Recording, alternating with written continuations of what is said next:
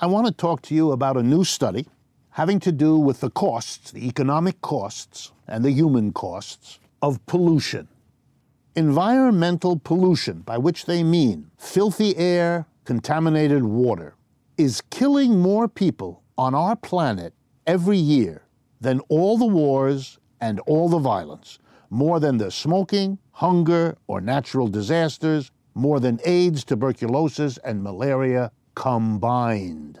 Estimate of this report, 9 million people dying prematurely every year at a cost of $4.6 trillion. The single worst country in the world for this is India, where 2.5 million people died prematurely from the effects of pollution. It has to do with a disinterest in checking whether industries, because that's where most of this pollution comes from, industries that dump chemicals into the air or the water that pollute those crucial parts of our lives. We don't monitor what those industries do in the way of pollution adequately. In many countries, they don't monitor them at all. And even where they do, it's been recent and it is spotty.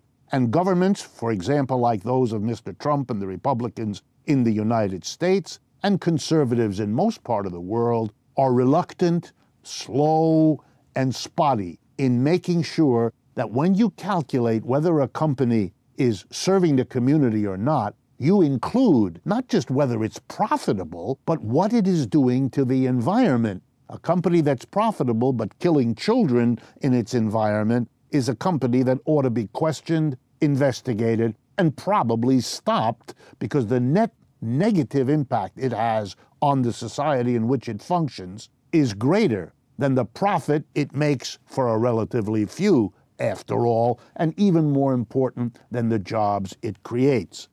It is interesting that pollution, having these devastating effects, has not gotten the kind of attention that AIDS or that climate change and other problems have gotten. Pollution is a serious economic problem in the world, and it needs our attention.